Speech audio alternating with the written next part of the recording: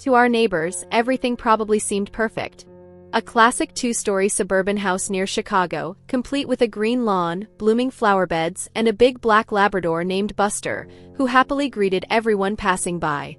People likely thought our lives were great, me, my husband John, and our son Eric. And perhaps once they were.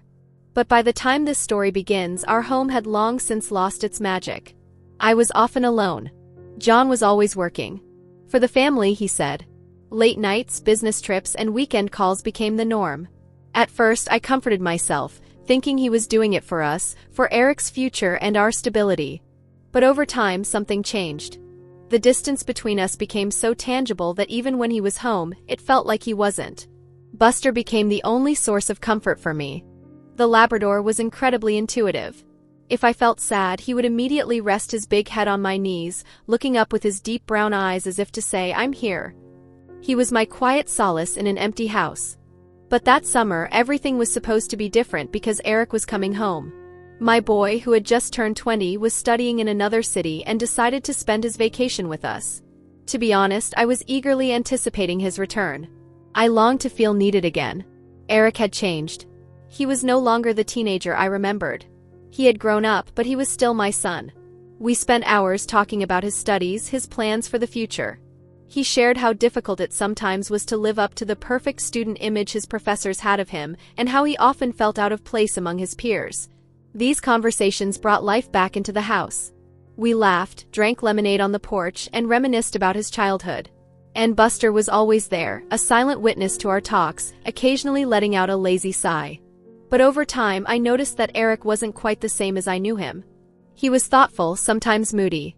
Occasionally, I'd catch his gaze filled with a strange melancholy I couldn't understand. It felt like he wanted to say something but couldn't find the words. I decided to be patient, to give him the space to open up. After all, we had always been close. One evening, when John was once again working late, I suggested that Eric and I take Buster for a walk. The night was warm, the air velvety, and everything felt calm. We strolled down the quiet street, Buster confidently pulling the leash, and I savored the rare moment of peace. Suddenly, Eric stopped and looked at me. "Mom," he said softly, almost in a whisper, "have you ever felt like a stranger in your own life?" I was taken aback. His question caught me off guard. I looked at him, but in the darkness I couldn't see his face clearly. "Sometimes," I finally replied. "I think everyone has moments like that." Eric nodded but said no more. We continued walking, with only Buster occasionally glancing back at us as if sensing that something important had been left unsaid. That night I couldn't sleep. Eric's question lingered in my mind. Why did he feel like a stranger? Had I given him reason to think that? Wasn't our home, our family, supposed to be a haven where he could always find peace? These thoughts tormented me. The next day I tried to talk to John. But he brushed it off, as he did with everything family-related. His work had become more important than us. His life happened somewhere out there, beyond our home, and he didn't even try to hide it. I felt hollow. As if a wall had grown between us, so tall I could no longer see what lay beyond it. And then I realized that my greatest fear was becoming a stranger to Eric, just as I had become to John. This thought wouldn't let go of me. I knew I had to do something. Our house had to become a home again. But I didn't know what lay ahead or how hard the road would be. The summer day was in full swing when Eric suggested we take Buster for a walk in the park. We didn't often go out together, but this time his request seemed insistent. I agreed, hoping the walk would be good for both of us. The park was spacious, with large oak trees casting dense shadows, providing relief from the heat. Buster ran back and forth joyfully, occasionally looking back to make sure we were still following. Eric and I walked slowly, sometimes in silence, enjoying the rustling of leaves and the cries of birds. "You used to love this park, didn't you?" Eric asked unexpectedly. I glanced at him. His voice was quiet, almost contemplative. "Yes," I replied. "When you were little, we came here often. You'd always run ahead and I could barely keep up." Eric smiled, a warm, familiar smile that made me feel needed, important. "You were always there," he said, looking at me. "Even when I thought I could handle everything on my own." A wave of gratitude and something else, something I couldn't quite name, washed over me.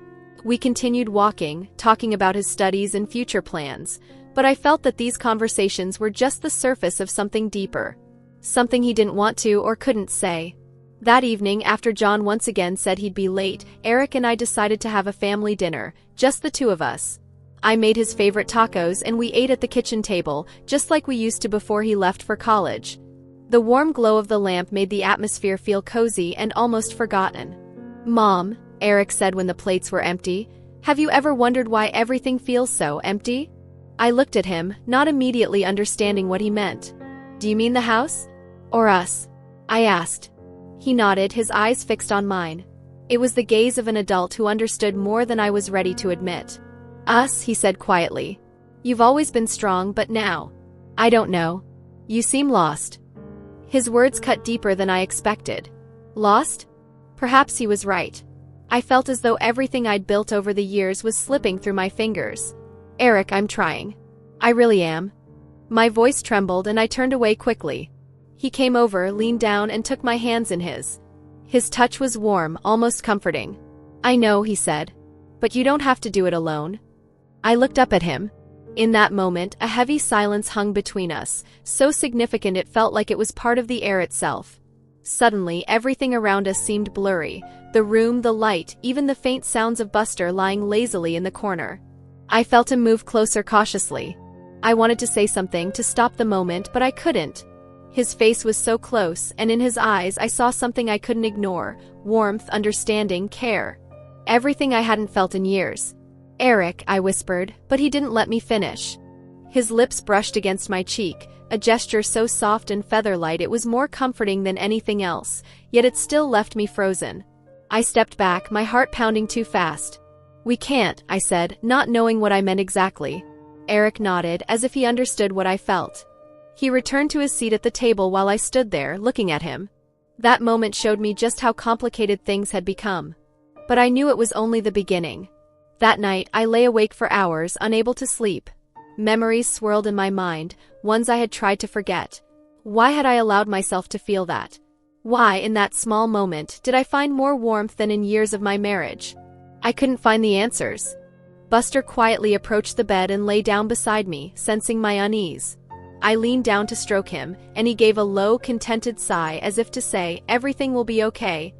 I wanted to believe him. But deep down I knew this storm was only just beginning. The sun was setting, casting a soft orange glow across our kitchen. The day had dragged on lazily like a blurred ribbon, and the house was unusually quiet. John had left early that morning for yet another meeting, and I hadn't heard from him since. No calls, no messages. It had become the norm. Even Buster seemed a bit down, curled up in the corner, lazily watching me as I washed the dishes. Eric appeared suddenly, as if materializing out of thin air. He walked into the room with a faint smile, his gaze calm but oddly deep, as if he carried a secret.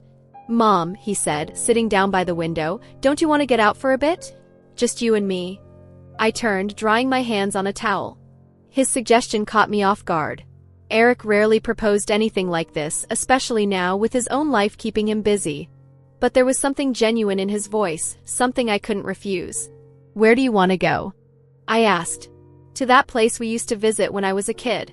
Do you remember the beach by the lake?" His eyes lit up with a warm nostalgia. I nodded, smiling. Of course I remembered. That place had been our refuge, where we could forget everything, if only for a few hours. The drive to the beach was peaceful, almost soothing. Buster sat in the back seat, his nose out the window, while Eric and I listened to old songs from a playlist he'd put on. The music brought back memories of simpler times, when everything seemed easier, when John was still a part of those memories. By the time we arrived at the beach, the sun was already dipping below the horizon. Golden waves lapped gently at the shore, leaving soft traces in the sand. We walked barefoot along the water, feeling the cool sand under our feet. Buster dashed ahead, barking joyfully as he chased the seagulls. "You know, I've always loved this place," Eric said, breaking the silence. "It felt safe. We were a family here." I stopped and looked at him. He stood facing me, his face bathed in the fading sunlight. There was pain in his words, hidden behind a thin veil. "And we still are a family, Eric," I replied, trying to sound confident. "Even if things aren't perfect." Eric stepped closer, his gaze heavy and piercing. "Do you believe that, Mom?" he asked, his voice full of doubt. "Do you really think we're still a family? When Dad doesn't even notice you're here? When you do everything on your own? When he doesn't try anymore?" His words struck me like a sharp blade. I knew he was right, but admitting it was too painful. "I just want you to be happy," I whispered. Eric took another step forward. We were so close that I could feel the warmth radiating from him.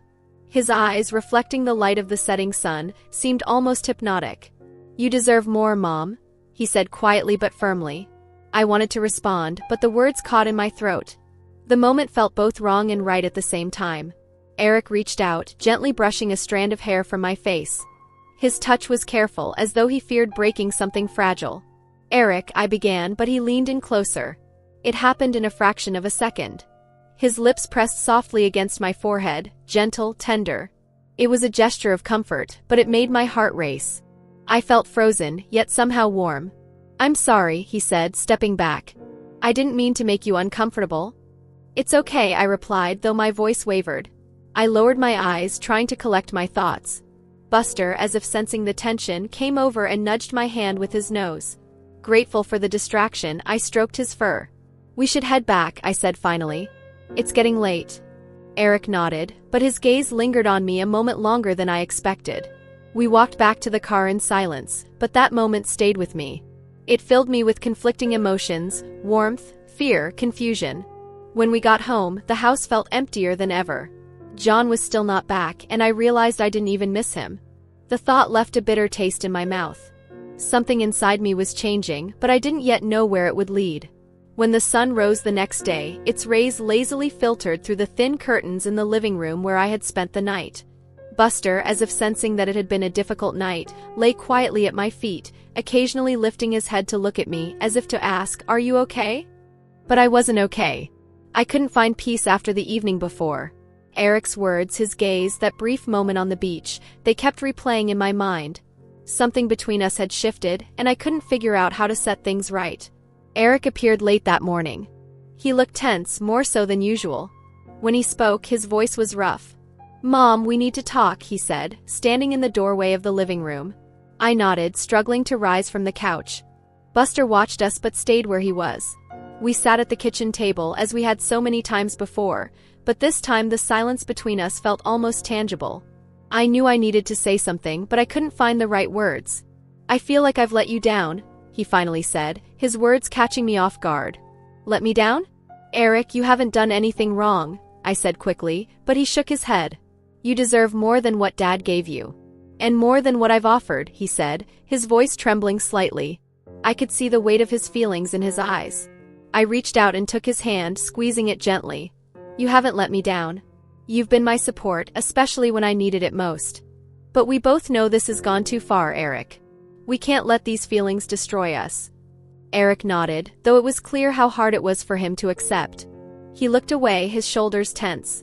"You're right," he said softly. "But it's not something I can forget easily." "It's not easy for me either," I admitted. "But I want you to know that whatever this is, it's only because of the loneliness we've both felt. We need each other, but not like this." Those words were difficult to say, but I knew they were the truth. I couldn't let this ruin what was left of our family, fragile as it was. A few days later, John returned from his latest business trip, and I finally found the strength to talk to him. He seemed surprised by my calmness, but when I brought up divorce, he didn't argue. We both knew it was inevitable. Our marriage had long since become a formality. Eric left a week later. He went back to college, and I stayed behind in the house. One evening, sitting on the porch and watching the sunset, I realized this wasn't an ending but the beginning of something new. Buster came over, nudging my knee with his nose, and I smiled. We had weathered the storm, and I believed I could rebuild my life. Not perfect, not easy, but real. And that was what mattered most.